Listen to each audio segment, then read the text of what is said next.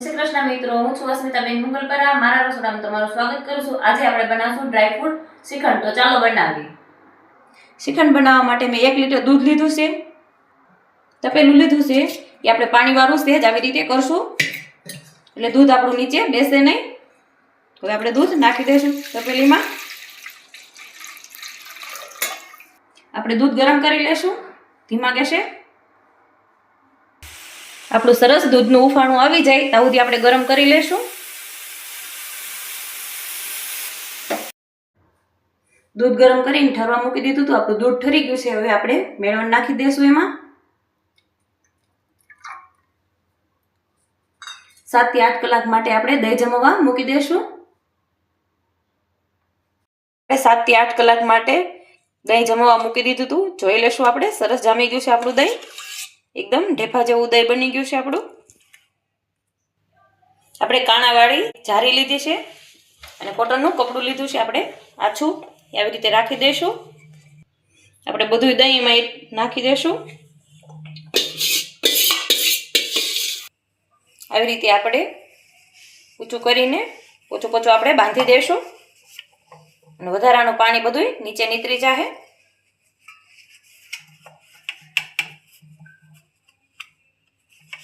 બાંધીને આપણે 2 થી 3 કલાક માટે રાખી દઈશું.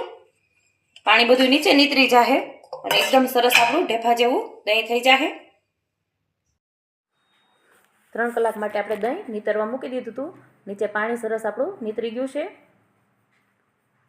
આપણે દહીં સરસ પાણી નીતરીને આપણે એક તપેલામાં કાઢી લઈશું. બધું દહીં આપણે કપડામાં ચોટ્યું છે એ બધું દહીં આપણે તપેલીમાં નાખી દઈશું.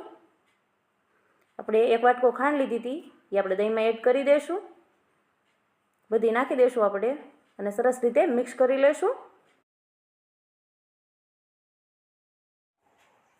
બદામના ટુકડા લીધા હતા એ એડ કરી દઈશું. તૂટી ફૂટી લીધી હતી એ એડ કરી દઈશું અને સરસ રીતે બધું મિક્સ કરી લઈશું. અને સરસ રીતે બધું મિક્સ કરી લઈશું આપણે.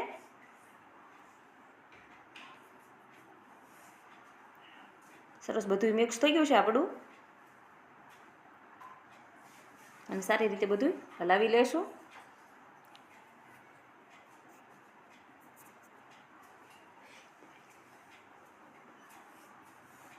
ગાંઠો હોય એ બધી આપણી ભાંગી જાય.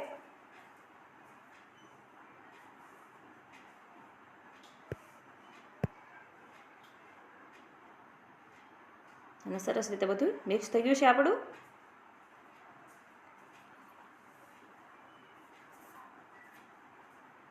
આપણે અડધી ચમચી એલચી પાવડર એડ કરશું અને સરસ રીતે મિક્સ કરી લઈશું.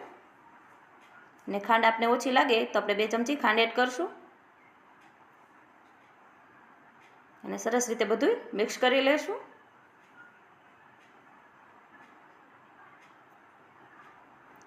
બજારમાં મળે તેવું શ્રીખંડ આપણું ઘરે બનીને તૈયાર થઈ જશે.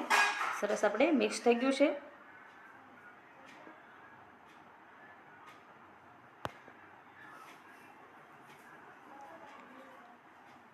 આપણે કેસર લીધું છે એ એડ કરી દઈશું અંદર અને સરસ રીતે મિક્સ કરી લઈશું અને 7 થી 8 કલાક માટે આપણે જમવા મૂકી દઈશું.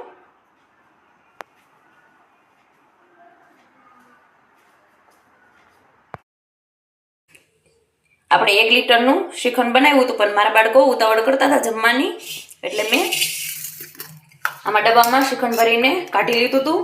અને આપણે 4-5 કલાકનું કીધું હતું પણ વધુ થઈ ગયું છે એટલે મેં ફ્રીજમાંથી થોડીક વાર પહેલાં કાઢી લીધું છે. હવે આપણે બાઉલમાં સર્વ કરી લેશું.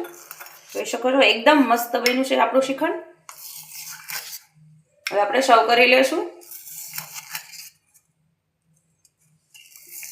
સરસ બજારમાં મળે તેવું જ આપણું શ્રીખંડ બનીને તૈયાર થઈ ગયું છે મિત્રો.